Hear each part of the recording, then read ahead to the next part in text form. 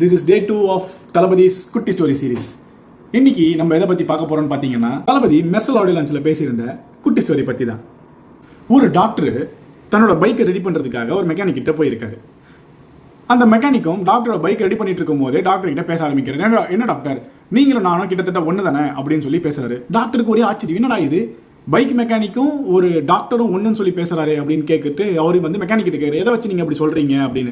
அதுக்கு அந்த மெக்கானிக் என்ன சொல்றாருன்னு பார்த்தீங்கன்னா, நீங்களும் வால்வுகளை கிளியர் பண்றீங்க, அடைப்புகள் எடுக்கிறீங்க, நானும் அதே மாதிரி வால்வுகளை கிளியர் பண்றேன், அடைப்புகள் எடுக்கிறேன், பற்ற வைக்கிறேன், ஜாயிண்ட் பண்றேன், எல்லாமே பண்றேன். ஆனா உங்களோட மதிப்பும் என்னோட மதிப்பும் ரொம்ப வித்தியாசமா இருக்கே, அது ஏன் அப்படின்னு கேட்டிருப்பாரு. இதை கேட்ட டாக்டருக்கு வந்து என்ன பேசுறதுன்னே தெரியாம ஆழ்ந்த சிந்தனையில இருந்துட்டு கொஞ்ச நேரம் கழிச்சு அவருக்கு ஒரு பதில் சொல்லியிருப்பாரு. தம்பி, நீ எல்லாம் சொல்றது எல்லாமே சரிதான், நீயும் நான் பண்ற எல்லா வேலைகளையும் பண்ற, ஆனா ஒரே ஒரு சின்ன பாயிண்ட் நீ மறந்துட்டப்பா.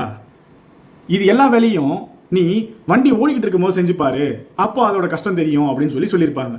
அவர் சொன்ன விதம் ரொம்ப சின்ன விஷயமா தோணினாலும் பட் அதுக்குள்ள இருக்கிற மீனிங் வந்து ரொம்ப பெருசு. நம்மளை நோக்கி வர நெகட்டிவ் கமெண்ட்ஸை எப்படி ஹேண்டில் பண்ணணும் அப்படின்றதுக்கு ஒரு ஷார்ட்டாக ஒரு இதில் சொல்லியிருப்பாரு. என்னென்னு பார்த்தீங்கன்னா, நெகட்டிவ் கமெண்ட்ஸை இக்னோர் பண்ணுங்க அப்படின்னு சொல்லியிருப்பாரு. ஸோ நம்ம லைஃப்லையும் நம்மளை நோக்கி வர நெகட்டிவ் கமெண்ட்ஸை இக்னோர் பண்ணிட்டு பாசிட்டிவ் கமெண்ட்ஸை அப்சர்வ் பண்ணிக்கிட்டு நம்ம முன்னோக்கி போகணுமே தவிர நெகட்டிவாக வர கமெண்ட்ஸை பார்த்து நம்ம அங்கேயே தங்கி நிற்கக்கூடாது அப்படின்றது தான் அவரோட ஷார்ட் மீனிங். இப்போ ஃபார் எக்ஸாம்பிள், நீங்கள் vlog பண்ணணும்னு நினைக்கிறீங்க, இல்லை ஒரு கான்டென்ட் கிரியேட் பண்ணணும்னு நினைக்கிறீங்க, அதுக்கு வர கமெண்ட்ஸை பார்த்து நீங்கள் சோர்ந்து போகவோ, ஆனால் என்னடா இது இந்த மாதிரி கமெண்ட்ஸ் வருது அப்படின்னு நினச்சி நீங்கள் கிவ் அப் பண்ணக்கூடாது.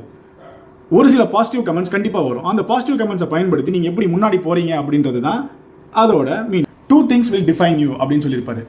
Your determination when you have nothing and when your attitude when you have everything அப்படின்னு. உங்ககிட்ட எதுவுமே இல்லாதப்பவும் உங்களோட ஹார்ட் ஒர்க் அண்ட் டெடிகேஷன் அப்போ வச்சு தான் நீங்கள் முன்னாடி போகணும் அப்படின்றதவும், உங்ககிட்ட எல்லாமே இருக்கும்போது உங்களோட ஆட்டிடியூட் எப்படி இருக்கு அப்படின்றது தான் இன்னொரு மீனிங்கும் அதுக்கானது.